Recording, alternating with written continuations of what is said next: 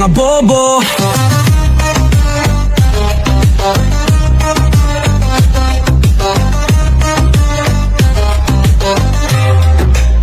DDS utak luga, DDS tanga-tanga, DDS utak luga, DDS tanga-tanga, DDS utak luga, DDS tanga-tanga, DDS utak luga, DDS tanga-tanga. Bayadan ng China to, oh diba? Bayadan ng China to, oh diba? Taksil sa bayan, halik sa betlog.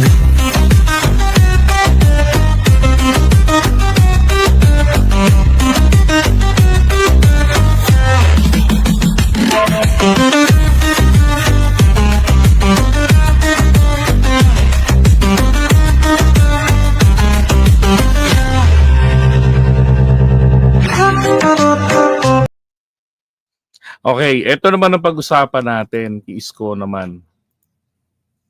Yan.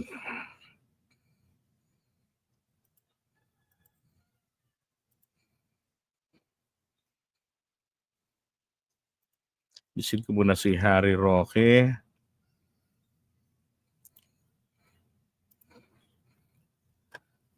Teka, isang video. Meron akong gustong pakitang video sa inyo eh. Na ginawa ng mga loko na to dati.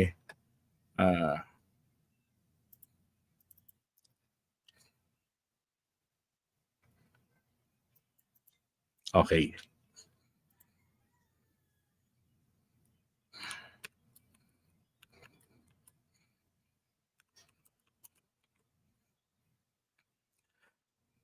Good morning po sa inyong lahat mga kapatid. Pag-usapan natin itong party list, no, ang Kasangga party list. So, yung ang Kasangga party list, ang may-ari po niyan o CEO niyan ay ang first nominee ng party list na to.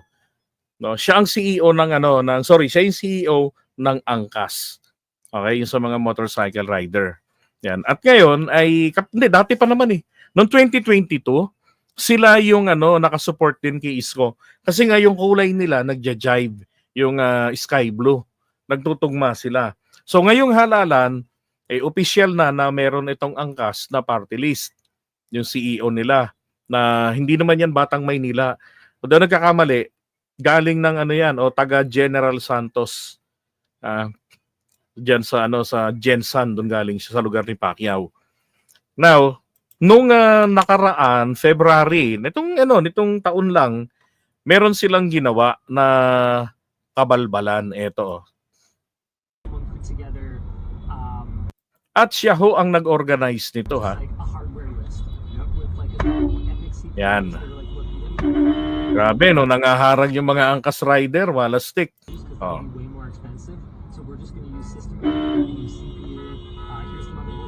Tingnan nyo, nakakulay green na yun, no, sa harapan. Hinarang nila as if mga persons in the authority sila na pwedeng humarang dyan.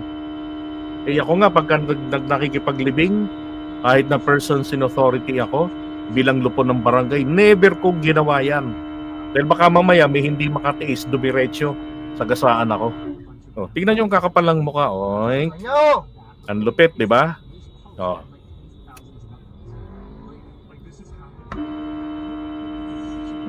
Meron silang motorcade niyan. Ewan ko anong pinipetisyon nila sa mundo. Diyan ho yan nangyari sa Cainta. Yan. Ngayon, eto hong intersection na to ay bawal po daw dyan kumaliwa. Sabi ng mga tao. Pero sila, multiple violations ang ginawa nila dyan. Obstruction ng trapiko. Tapos parang usurpation of authority. Pag gumaya pa yung isa, dadami pa yan maya-maya. Kaya ho naging resulta nito pinaimbestigahan ito, no? And then ang ginawa ng LTO, pinatawag yung CEO kasi ang ginawa niya nag-sorry. Sabi niya hindi dapat nangyari ito, bla bla bla, ganyan. Tapos pinatawag siya, pinatawan ng 90 days suspension ang kanya yung CEO. Yung kanyang lisensya ay kinuha. Yan. Na-revoke yung lisensya niya. Suspended lang naman for 90 days. Diba? Maling-maling ginagawa nila kasi. Feeling nila feeling nila sila na yung batas eh. Ay nako. Yan yung party list na nakasupport ngayon kay Isko.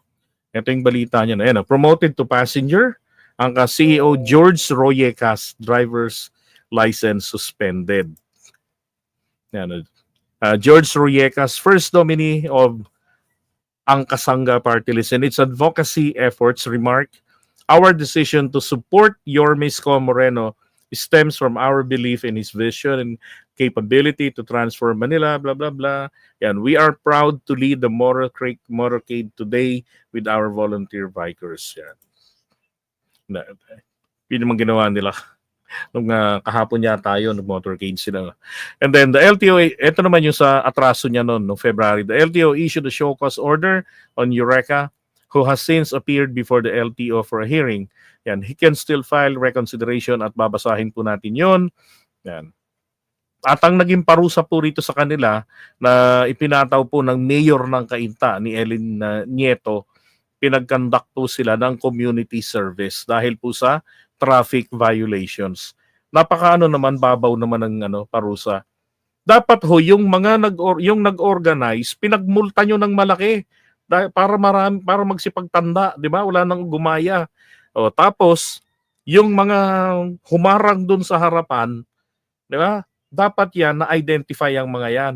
O sila yung naparusahan, pinatawan po ng ticket. Di ba? Ang tanong nga totoo ba na nag-conduct sila ng community service? Potragis, baka nagwalis-walis lang yung mga yan Di ba? Kinompetensya pa nila yung mga taga 4-piece. Yung mga taga tupad. Oh. Hindi ako pabor doon sa parusang binigay sa kanila. Yan. Pati yung pagsuspindi sa kanyang lisensya, hindi rin ako pabor doon. Kasi wala akong makitang dahilan para yung lisensya nitong angkas CEO ang pakialaman ng LTO suspindihin. 'Di ba? Wala naman siyang traffic violation. Bagamat siya yung nag-organize nung motorcade na yon, patawan po siya ng ibang parusa. Pagmultahin dahil wala naman siyang participation na ginawa doon maliban doon sa siya yung nag-organize, fully aware siya doon sa nangyari. 'Di ba? And good thing, nag-take ng responsibility yung tao. Pero hindi po dapat. Ganun ba kapag malaki ang grupo, malaki ang population, palakasan ang nangyayari? 'Di ba? Langi ang buhay to. Sinuspindi lang. Correct. Tingin ko rin yung Smiley may kapit yan. May kapit yan ganyan. Lalo na siguro pagka naging congressman yan, yung angkas, baka siguro sila na yung hari-harian. Ay nako.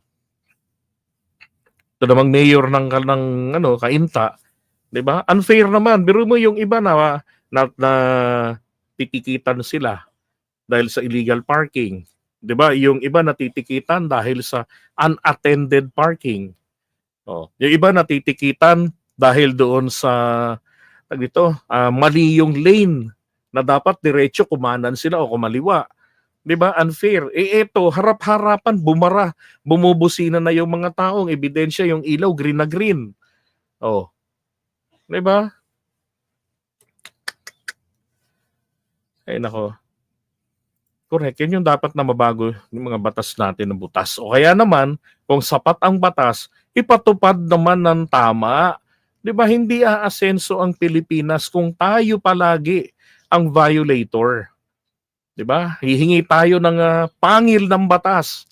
Ang problema, yung nagpapatupad ng batas, 'di ba? Binubusalan yung batas. Paano makakakagat yung batas? Imbis na manakmal yung batas, Ang mangyayari, pakakawagin na lang yung buntot. So, pareho sila mga mali rito. At yan ngayon, partner naman ni Yorme. Actually, lahat naman ng tingin nito ay sikat o mataas ang chance of winnability, doon to dumidikit like no sa Batangas. O, doon din siya sa grupo ni na Congressman Luis Tron, nila Vilma. Pero kay Vilma Santos naman siya dumikit. Doon naman siya. Diba? Ganon ang diskarte politikong politiko. Anak ko, yari ka.